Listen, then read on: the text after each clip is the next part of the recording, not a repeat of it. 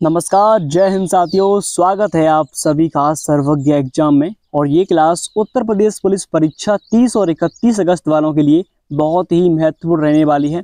याद रखना, इस बार वर्दी 100% लेनी है, पूरी मेहनत कीजिए। पहला प्रश्न आप सभी के सामने है, एक एक प्रश्न महत्वपूर्ण रहने वाला है। विश्व की अधिकांश सक्रिय ज्वालामुखी पाई जाती हैं कहाँ पर?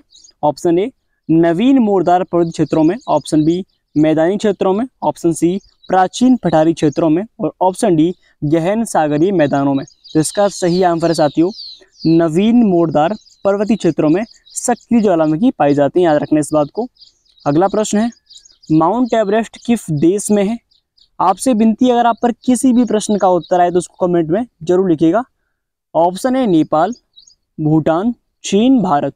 तो आप जानते हैं जो माउंट एवरेस्ट, जो कि भारत की ही नहीं बल्कि विश्व की सबसे छोटी कौन सी है? नेपाल में माउंट एवरेस्ट है, जो कहाँ पर? नेपाल में। याद रखना इस बात को। अगला प्रश्न है साथियों, तिब्बत का पठार निम्नलिखित में से कहाँ स्थित है? हिमालय पर्वत तथा काराकोरम के मध्य, हिमालय पर्वत तथा क्यूरल के मध्य और ऑप्शन सी थियान शान तथा काराकोरम के मध्य, ऑप्शन डी थियान शान तथा अल्टाई टांग के मध्य। तो इसका सही आंसर है ऑप्शन बी हिमालय पर्वत और क्यूनिवल के मध्य स्थित है तिब्बत का पठार। इन दोनों पर्वतों के मध्य कौन सा है? तिब्बत का पठार है। याद रखना है। झूम एक क्या है? ऑप्शन ए राज्य है, कृषि का एक उपाय है, लोक नृत्य है या फिर नदी घाटी का नाम है। तो जो झूम है वो क्या है? एक कृषि का एक उपाय है। याद रखना, ऑप्शन बी इसका करेक्ट है।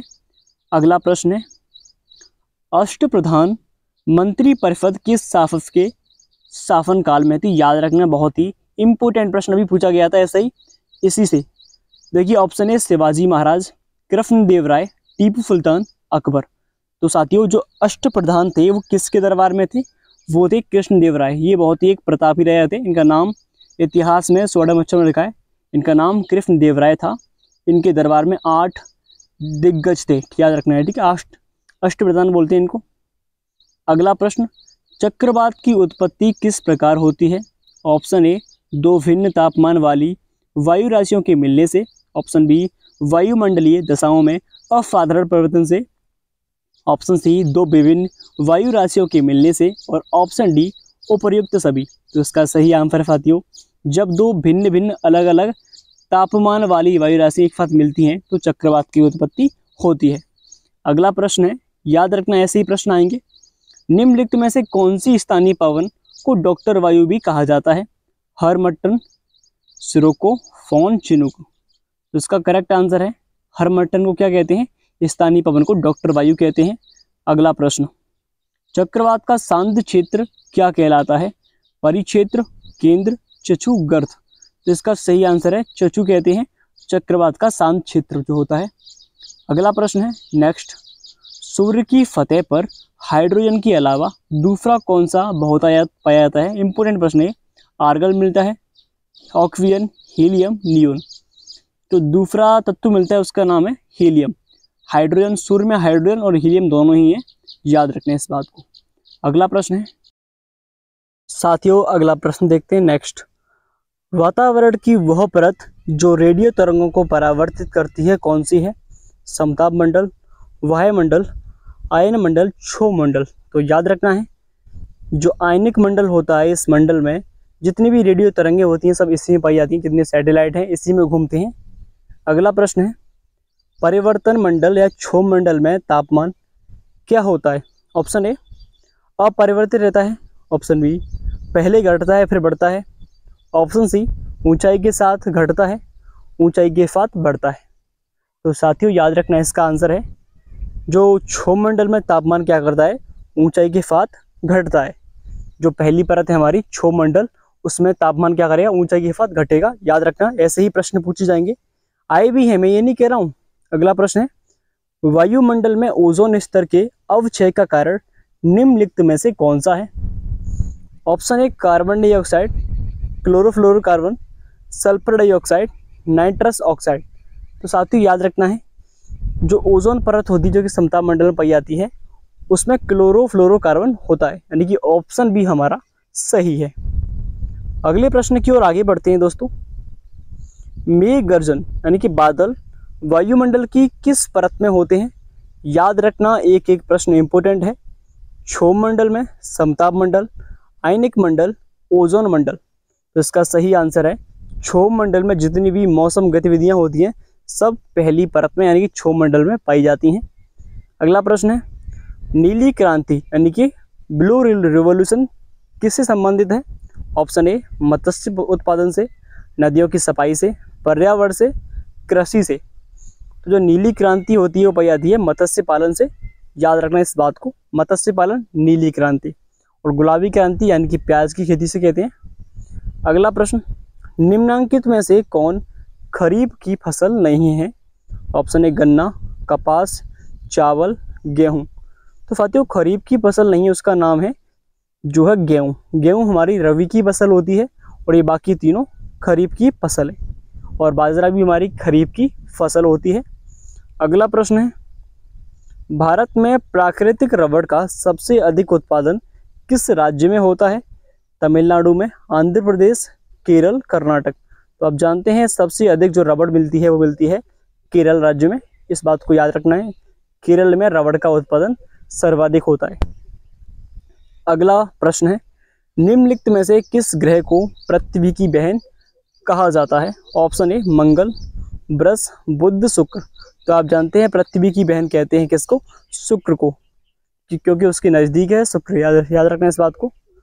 अगला प्रश्न, ये आप देख सकते हैं, ये सूर्य है, बुध है, शुक्र, पृथ्वी आप देख सकते हैं, ठीक है, आपके सामने है। अगला प्रश्न है, यूरोप में आल्प्स, उत्तरी अमेरिका में रॉकीज और दक्षिणी अमेरिका में एंडीज, ये किसका उदाहरण है? 3 पर्वत हैं, यूरोप महाद्वीप में आल्प्स है, उत्तरी अमेरिका में रॉकीज है और दक्षिणी अमेरिका महाद्वीप में एंडीज पर्वतमालाएं। ये तीनों पर्वतमालाएं किस संबंधित हैं? ऑप्शन ए विच्छेदी पर्वत, राक्षस पर्वत, वलित पर्वत या फिर व्लॉक पर्वत। तो आप जानते हैं वलित पर्वत का उदाहरण है तीनों। याद रखना इस बात को, तीनों ही वलित पर्वत का उदाहरण है। अगला प्रश्न है, नेक्स्ट देखते हैं, चक्रवात की उत्पत्ति किस प्रकार होती है?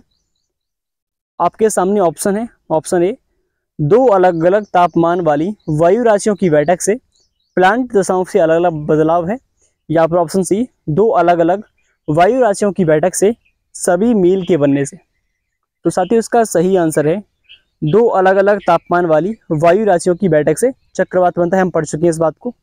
अगला प्रश्न है, दक्षिण पूर्वी व्यापारिक हवाएं, इसको भी हम पढ़ चुके हैं, इसका आंसर कमेंट में देना है, इसको हम पहले पढ़ चुके हैं इस क्वेश्चन को।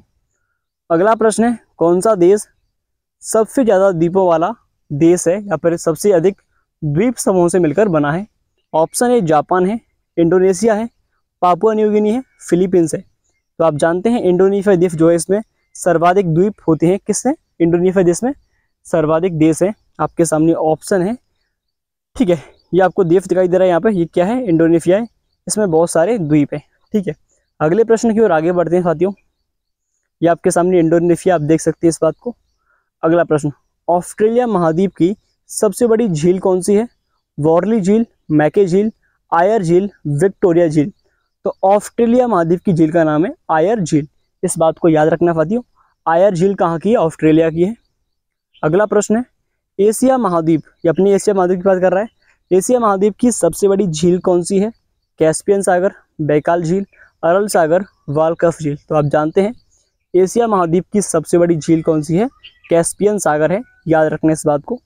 अगला प्रश्न दोस्तों, हिंद महासागर में स्थित सबसे बड़ा द्वीप कौन सा है? Sumatra, Mindanao, Borneo, Madagascar. तो अपने हिंद महासागर का जो सबसे बड़ा है वो कौन सा है? मेडागास्कर है। याद रखना इस बात को, मेडागास्कर हिंद महासागर का सबसे बड़ा द्वीप है। अगला प्रश्न है, निम्नलिखित में से किस फसल को जल भराव की आवश्यकता होती है? चावल को, गन्ना, चाय, कॉफी। तो आप जानते हैं चावल एकमात्र ऐसी खेती है जिसमें क्या होता है? जिसमें पानी की आवश्यकता होती है, अधिक पानी की। तो चावल इसका सही आंसर हो गया। अगला प्रश्न है, निम्नलिखित में से कौन सा कथन असत्य है? इसको आपको पहचानना है। ऑप्शन ए चीनी चावल का एक प्रमुख निर्यातक देश है। तो ऑप्शन बी यूरोप में इटली चावल का प्रमुख उत्पादक है। ऑप्शन सी विश्व का 90% से भी अधिक चावल मानसूनी जलवायु वाले क्षेत्रों से होता है। ऑप्शन डी इंडोनेशिया के जावा द्वीप में सालों भर चावल की खेती की जाती है। तो आपका सही आंसर है ऑप्शन ए, जो कि गलत है। चीन एकमात्र ऐसा देश नहीं जो कि पहले नंबर पे हो। अब भारत एकमात्र ऐसा देश बना है जो कि निर्यात बेचने में भारत पहले स्थान पे आ चुका है, याद रखना इस बात को, पहला गलत है। अगला प्रश्न है, विश्व की सबसे चौड़ी नदी कौन सी है? अगर आपसे चौड़ी नदी की बात करता है, ऑप्शन है नील, डैन्यूब, मिसिसिपी, अमेजन। तो आप जानते हैं जो अमेजन नदी है वो विश्व की सबसे चौड़ी नदी है। अगर लंबी नदी की बात करें तो कौन सी है? नील नदी सबसे लंबी नदी है। अगला प्रश्न देखते हैं, लाल नदी जिसे रेड रिवर कहते हैं वो किस देश में बहती है? म्यांमार में, वियतनाम, थाईलैंड, मलेशिया। तो इसका आंसर कमेंट में देना है। जो लाल नदी वो कहाँ बहती है साथियों? वो बहती है वियतनाम में। लाल नदी कहाँ पर? वियतनाम में बहती है। अगला प्रश्न है, देखिए नेक्स्ट, विश्व की सबसे लंबी नदी बात कर चुके हैं, कमेंट में इसका आंसर देना जरूर। अगला प्रश्न है, रूस की सर्वाधिक महत्वपूर्ण नदी कौन सी है? Don, Volga, Dnieper, Dniester. तो आप जानते हैं जो रूस की सर्वाधिक महत्वपूर्ण नदी है उसका नाम है वोल्गा नदी। कौन सी? वोल्गा। इससे ही रूस में व्यापारिक रास्ते बने हैं इसी में, और इसी से सिंचाई होती है और इसी से मछली उत्पादन होता है, याद रखना इस बात को। अगला प्रश्न है, निम्नलिखित में से किस नदी को तेल नदी के नाम से जाना जाता है? ऑप्शन ए करदा झील, लिंकनवर झील, बैकाल झील, ग्रेट बैरियर झील। तो आप जानते हैं जो तेल नदी है, तेल नदी किसे कहते हैं? इसका आंसर कमेंट में देना होगा आपको। तेल नदी के नाम से किसे जाना जाता है? ठीक है, तो आज के लिए इतना ही काफ़ी है। Thank you so much. आपको क्लास कैसी लगी कमेंट में ज़रूर बताइएगा। आपका बहुत बहुत धन्यवाद। जय हिंद, जय भारत। और आपको शुभकामनाएं कि आपका पेपर अच्छा जाए। मेरी तरफ से बहुत बहुत शुभकामनाएं।